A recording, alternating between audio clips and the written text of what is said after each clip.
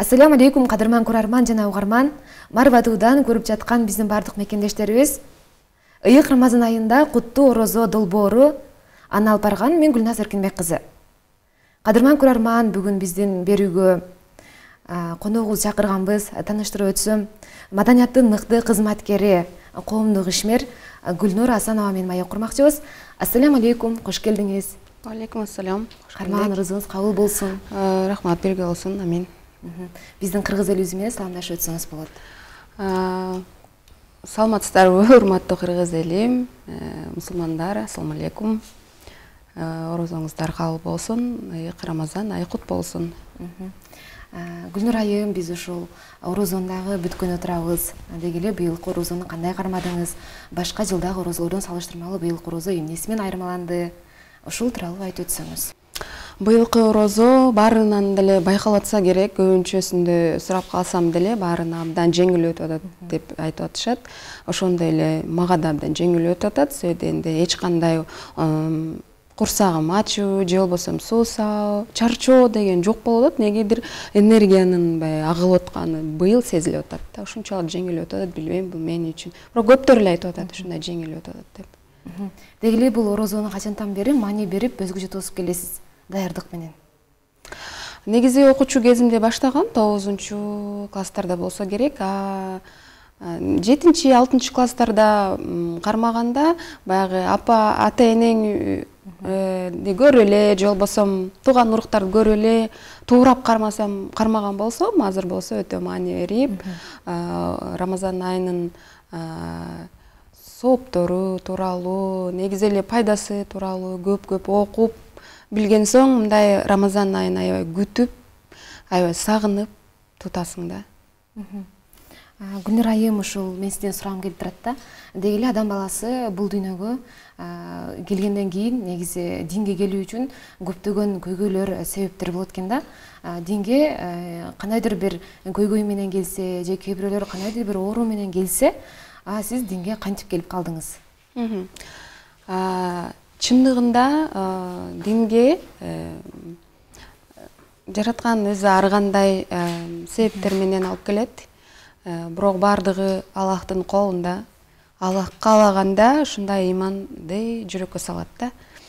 Анан кээрлер ый менен келет, кээрлер сый менен келет дегендей.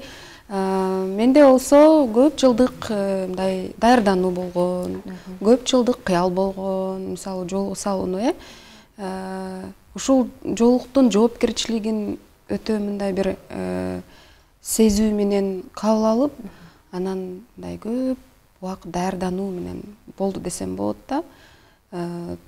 Туруп эле салына калып, же болбосо мындай чечүү деген болгон эмес, бирок кайсы күн экенин Аллах Таала жазган экен.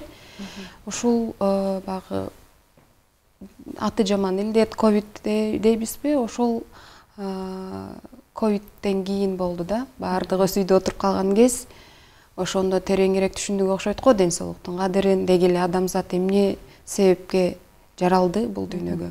Ошонго маани берип туруп, анан ошолдон кийин мындай ойлонуу шагымды таштап, кадамымды таштап, чечип анан динге кайттым да. Деги эле аябай даярдандым, узак даярдандым деп атпайсызбы? Кантип даярдандыңыз? Мисалы мындай болгон. Динге кайткан чакта көп эле талимдерге барып жүрдүм. Кандай нерселер туура болот, кандай нерселер туура эмес болот. Эми өзүңүздөр билгендей эле мен чыгармачыл дүйнөдө аябай кайнап, бышып жаткан мезгилим болчу да. Анан бул жаатты таштап, кескен түрдө таштап, анан ушул жаатка өтүш канчалык деңгээлде мага оордугу болот жана жеңилдиги болот деп салмактап таразалап атып, анан өзү бир учур келди. Аллах Таалага шүгүр. Ошол жашымда анан кийин динге кайттым. Деги эле алгачкы жол салынган күнүңүздү эстей аласызбы? Ал күндө кандай сезимдер болду эле? Ал сезимди эстей алам. Сөйгөндө август болчу. Өзүм 19-августта токтолгом. Негизи ушул жол салынат окшойм деп туруп, 2 күндөн кийин билем, болду, мен салынам, болду. Эч жака качпашым керек, эч кандай шултоо болбош керек мага деп туруп, анан кийин эсимде 21-августта алгачкы жолумда салынып, күзгө каранып, ушунчалык толкундалуу, ушунчалык сезимдерди айтуу мүмкүн эмес. Анан ошол числондо эсиңде калып калат, айдагы эсиңде калып калат, сааты да эсиңде калып калат экен. Аллахтын парзын аткарганда ошончалык мындай бир жеңилдик болуп, ички дүйнөң бир тынчтанбай, бир тынчтык таап калат экен да. Ошондо ушул беле ушунча жыл көздөгөн нерсе. Демек, бул Аллах Тааланын дагы жазган бир мага ушул немат окшойт. Ушунун артынан көптөгөн бир сооптор топтоюн. Аллах Таалам жардам берсин, жолум түбөлүктүү болсун деп өзүмө мындай мотивация берип, өзүм колдоо кылып, Аллахтан жалбарып суранып, мен жолумдун артынан шермендечилик кылба деп. Анан билем, алгач ошол дүкөн кыдырганы чыкканда ошончалык бир уялуу сезим болгон башында. Негедир. Бирок кийин ушунчалык сыймыктануу менен бир 2 жумадан сыймыктануу менен салынып чыккам. Көрсө башында мени карап атат деген сезим болгон экен да. Мени карап атат. Анан балким жарашпай калды. Кийин жарашабы, жарашпайбы? Мага баары бир, мен Аллахтын өкүмүн аткарып атам. Өкүмүн аткарып атам. Демек, мен күчтүүмүн дегендей бир эме пайда болду да. Дем күч пайда болду. Анан курбумду ошол айтып кетчү нерсе, курбума мен аябай ыраазымын. Анткени алга сунуш киргизгем. Себебинде мен сездим да. Мени карай турган эле сезилөр. Бирок чын да карай беришти. Бага кызык болот окшойт да. Же мага жакшы жараштыбы билбейм. Анан курбумда айттым, кел мага мындай жамаат болчу депчи. Мага мындай колдогон. Сен дагы салынчы, экөөбүз жолу ошол өкүмдү аткаралычы деп. Курбум Гүлсина деген аты. Ал дароо эле макул деди. Экөөбүз анан кийин эртиш болуп чыгып, ал мага демгич болгондо кенен басып, кенен келип, үйгө кирип чыгып калдык да. Негизи эле ушул сиз жолукка келгенден кийин коом тарабынан сизге кандай сын пикирлер айтылды? Деги эле ошону менен катар кандай жакшы сөздөр айтылды? Сизге кандай дем күч болду дегендей? Мындай экен да, жолук салынгандан кийин сөзсүз түрдө сыноолор болот эмеспи? Мага ушул динсиздерден дейличи ошол тараптан күчтүү сыноо болду. Анткени жалган жалаларды жабып башташты. Бул араб мамлекетинен ушунчалык көп акча алып атат, анан кыздарды жолукка тартып атат, жолук салып атат. Бул арабтын маданиятын жайылтып атат деп арыздарды жазып ичти. Топтолушуп негизем Аллах көрүп турбайбы? Анан ошондой сыноо берди мага. Ал мусулмандардын ошол эле учурда мусулмандар тарабынан ушунчалык колдоо таптым. Сөйденде багы качан мусулман, чыныгы мусулман болот дегенде бирөөнүн багы кыйналычын, кичинекей тикенек бутуна кирип кетсе, ошонун оорусун кошо сезген де гана чыныгы мусулман болот эмеспи? Ошол мусулмандардан колдоо таап, сиз кайгырбаңыз, биз сиз мененбиз дегендер болду. Ал учурда мен ушунчалык сыймыктандым биздин мусулмандар ушунчалык деңгээлде коргоочу болуп жатканына. Аллахка шүгүрлөр болсун. Сыноо менен дагы сыйлоолор да болот. Эч капачылык жок. Тескерисинче мен ушунчалык сыймыктанам жолугум менен. Гүлнур айым, ушул сиз исламдын фарздарын аткарып жолукка келгенден кийин чыгармачылыктан бир топ алыстап кеткендигиңизди көрдүк да. Негизи эле бул кайрадан чыгармачылыкка кайтып баруу оюңузда барбы? Деги эле бул эмнеге чыгармачылыктан алыстап кеттиңиз? Бир топ эмес эле, таптакыр эле чыгармачылыктан алыстадым десем болот. Анткени баягы болсоң бол, болбосоң болбот, болсоң 5, болбосоң дегендей бир жакшы мындай бир тамашакөй сөздөр бар эмеспи? Болсоң чыныгы мусулман бол, болбосоң ал мусулмандын артынан жаманган мусулман болбой эле кой. Жолуктун артында чоң жоопкерчилик, ошол жоопкерчиликти татыктуу алып жүр.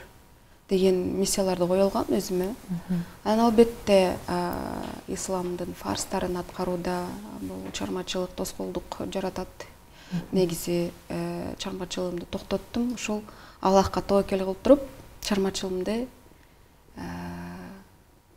кыргызда сөз бар, садака чаптың сен деген. Чыгармачылыгымды ушул дин жолуна садака чаптым. Негизи эле кайтып баруу оюңузда барбы? Жок, кайтып баруу жок.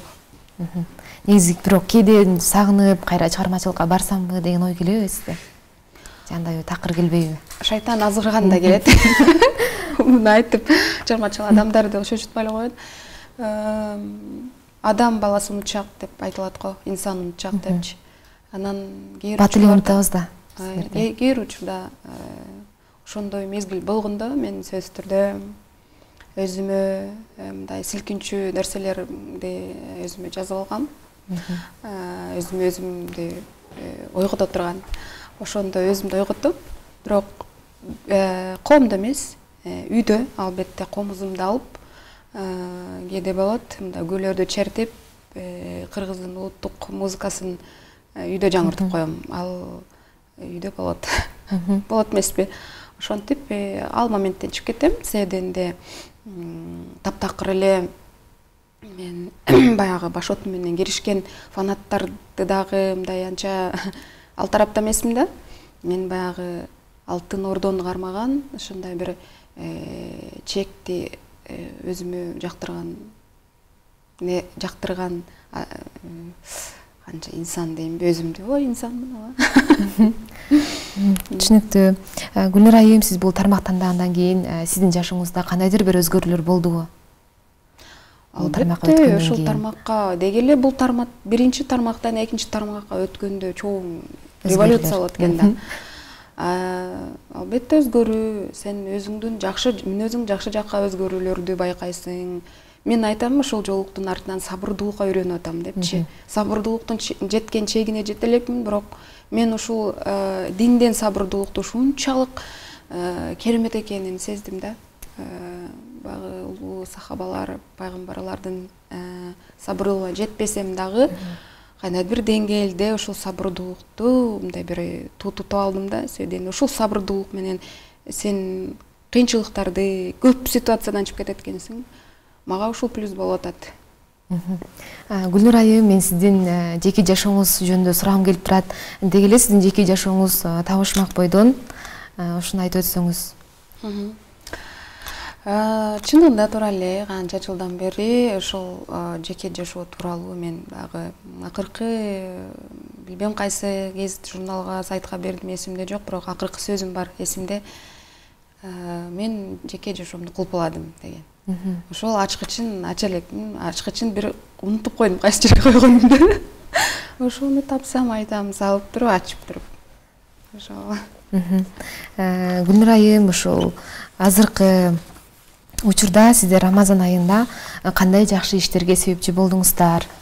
Деги эле кандай фонддордун үстүндө иштеп алып жатасыздар? Биз бир жыл болду. Былтыркы Рамазан айында Рамазан айларынын султаны деп туруп республикалык кароо сунакты жарыялаганбыз.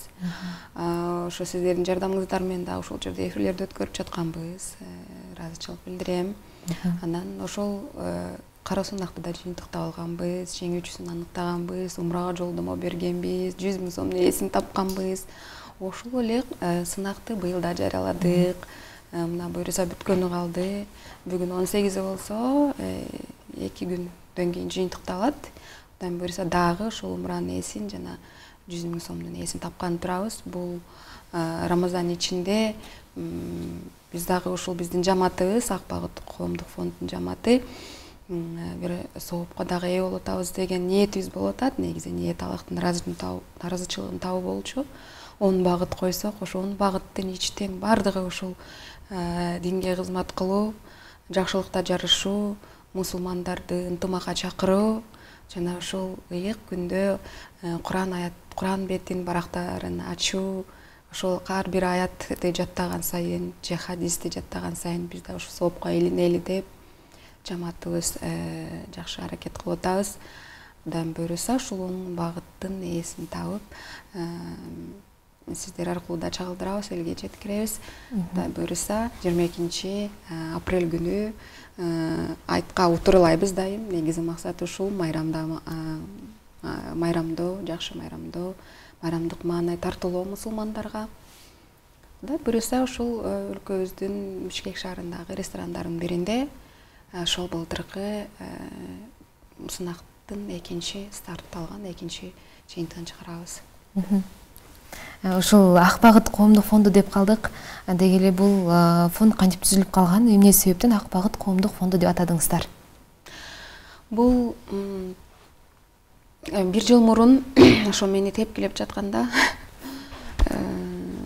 аябай ушундай жала жаап жатканда, жолукчандарда аябай ушундай бир караңгы пикир кылып, жолукчандар деген ушундай дегендей деп атканда, ушундай бир менде ушундай бир ой пайда болуп кетти да, кантип ушул жолукчан айымдарды бир жаркын пикирге алып чыгышым керек, алып чыкса болот. Биргеликте ушул жолукчан айымдар да коомго таасир этсек, пайдасын жардам тийсек, жардамыбыз тийсе, кантип деген суроонун артында ушул Ак Багыт коомдук фонду жаралып калды. Анткени бардыгы ушул коомго кошулуучу мүчөлөрдүн бирден бир шарты жолукчан болушу керек. Жанагындай маркетингди иштебеш керек, сетевой маркетингди иштебеш керек. Жана ошол Аллахтын жолунда кандайдыр кичинекей болсо дагы мүлкүбүздү бөлүшөлү деп, ушуга макул болсоңуз кошулуңуз деп туруп анан жарыя кылгам. Мындай эле сторисиме кичинекей эле жарыя кылгам. Анан ушунчалык көп жолукчан айымдар колдоо таап, кошулуп, анан ушундай бир чоң долбоорду уюштуруп салдык дагы. Бул жолукчан айымдардын күчү, деми бириккен республикалык деңгээлде сынакты жарыялап туруп, жеңүүчүсүн таап туруп, анан ушул динге кызмат кылып атпайбызбы? Ол мага ушунчалык чоң дем, күч. Ушундай бир тепкиден артында анан пайда болгон жамаат. Ар бир иштин артында жакшы жамаат болот деп Аллах Таала жөн айткан эмес экен. Сабыр болгула, сабырлар менен мин депчи. Ушундай бир жагымсыз окуянын артында жагымдуу нерсе пайда болду. Деги эле бул Ак Багыт коомдук фондунда кандай айымдар иш алып барышат? Деги эле кандай мемеде иштеген айымдар бул коомдук фондго кошула алышат? Биздин мүчөлөр ар кайсы тармакта иштешет. Жолукчан айымдардын менен ошол уюмга кирип аткандагы 3 эле шарт бар да, ошол 3 эле шартка жооп берсе, бул биздин жамаатка кошулат. Ар кайсы катмардагы, ар кайсы бөлүмдөгү айымдар менен чогуу иштешебиз. Мисалы үчүн бизде психолог бар дейбизби, ар кайсы багытта ушул кыйналган көп балалуу айымдар менен иштешебиз. Ар кандай курстарды жарыялап, көбүнчө ошо аялдар менен иштейбиз. Ошондуктан түрдүү катмардагы аялдар үчүн ар кайсы жамааттан тартабыз айымдарды. Демек, айымдар юрист болсо юридикалык консультация беребиз дегендей. Бизде ошо юристтер бар, тилчилер бар. Кол өнөрчүлүк менен алектенген айымдар бар, дизайнерлер бар, кондитер менен иштеген, кондитер курсундагы үйрөтөт, тил үйрөнбөсө үйрөнөт. Түрк тили болобу, араб тили болобу, япон тили болобу. Ушундай иштер менен алекпиз. Бирок негедир ушул да бир таң калыштуу же болбосо бир бул дагы бир көйгөйлүү маселе десем болобу. Айымдар айрыкча өзүбүздү өнүктүрүү дегенде кичине бир аз өзүбүздү мындай тартып коет экенбиз. Даяр эмеспизби же билбейм, же жалгообузбу айымдар. Биз ушундой бир курстарды көп балалуу кыйналган жалгыз бой аял энелерге биз ушундай курстарды сунуштасак, негедир бир күндүк жардамды алып атышты да. Бир күндүк дегенде багы соц пакет, социалдык пакет. мен ушуну эле алайын, анан бул курска да барыш үчүн балдарын караш керек экен, дагы мүмкүнчүлүк болбойт экен деп туруп 15 күндүк курстан баш тартып, 1 күндүк дейбизби, ошол пакетти тандап алды. Бирок мындай карасак, мындай бир гипотеза чыгарсак, же болбосо метод чыгарсак, ал ошол курсту нарты менен бүтө алып, 1 күндүк эмес, көп күндүк өзүнүн кемчилигин, муктаждыгын чечип алмак да. Биз башынан эле жарыялаганбыз. Биз коомдук фонд балык бербей, кайырмак берели депчи. Үйрөтөлүү, эмгекчилдикке 1-2 эле болду. Анан ушул убакытка чейин мындай пакетти эле тандап атат, социалдык пакетти. Биз көрсөтүп да көрсөтпөй дагы жардам беребиз да, жамаат менен. Ошол нерсе ойлондуруп койду. Сиз кандай карайсыз деп койсоң? Аябай жакшы эле карайм. Негизи бул фондко кызыгып жүргөн айымдар болсо, кире алышабы? Кандай эле кантип киришет? Биздин фондко ошол 3 шарт менен кабыл алабыз. Жолчан болуш керек, эч кандай тармактык пирамида дегендерди унутуш керек. Маркетингтерде иштебеш керек. Чыгып адал жолунда жүргөн айымдарды биз беш колдоп, же болбосо бычак чайып салабыз. Анан ошо ай сайын өзүбүздүн жамандыктан, кырсыктардан алыс болуш үчүн тапкан ырыскыбыздан бөлүшөбүз. Взнос бар. Аз эле, ал деле 1000 сом. Ал эми көп кааласа көп кошо эле, ошол эле кайра эле ушул жамаатыбыз менен коомго кайра жардам беребиз. Айымдарга, муктаж болгон айымдарга көбүнчө, үй бүлөлөргө. Деги эле бул фонд аркылуу быйыл 2023-жылга кандай план иштерди оюдасыздар алдыга карата? Биздин ушул планыбызга кирип калды. Ошол алыктан ниет кылып суранабыз. Жыл сайын ошол биздин кароо сынагыбыз өткөрүп турсак, седенде алак жолунда ушундай эл жапырт чакыруу болуп атпайбы? Биргеликте көп нерсени кылса болот да, көп чоң нерселер кылса болот. Ошол нерсе чакырып, ошонубузду улантсак деп эме койдук. Өзүбүзгө мындай бир чоң тапшырма койдук. Жыл сайын ошону өткөрүү. Албетте ошо коомдо дагы да болсо үмүтүбүздү үзбөй, ошо аялдар менен иштешебиз, иштейбиз аялдардын үстүндө. Бизде деген ошондой мугалимдер бар, адистер бар. Коомго аялдарды биринчи көтөрүп алсак, же болбосо аялдарды ушундай бир жакшы багытка багыттап чогуу биргеликте кетсек, анда биз коомго абдан жакшы салымыбызды кошобуз. Сен айтат го, бир үй бүлөдө бир кызды тарбияласаң, анда сен улуту тарбиялаганың депчи. Бир уулду тарбиясаң, үй бүлөнү тарбиялаган деп. Ушул сөздүн артында, биз ушул девиздин артында көп иштерди кылабыз деген ниетибиз бар. Гүлнур айым, сизге терең ыраазычылык билдиребиз. Биздин эфирге алтындай убактыңызды бөлүп келип бергениңиз үчүн эми биздин кыргыз элибизге сөзүңүздү айтып өтсөңүз болот. Сизге эркин сөз беребиз. Урматтуу биздин замандаштар, баарыңыздарды дагы бир ирет Рамазан айы менен чын жүрөктөн куттуктайм. Ар кандай эмне тилек кылсаңыздар, Аллах Таалам тилеңиздерди берсин. Биз бөдө кырсыктан алыс бололу. Дайыма ушундай бир ынтымакта чоң иштерди бүтүрүп, кыргыз эли өнүгүп өсүп, жамандыктан алыс болуп, ар бир адам тамчыдай болсо дагы салым кошсок, баарыбыз биргеликте, күч биргеликте дегендей чоң ашууларды ашып өтөбүз деген ниетимди билдирип кетет элем. Баарыңыздарга ассалому алейкум.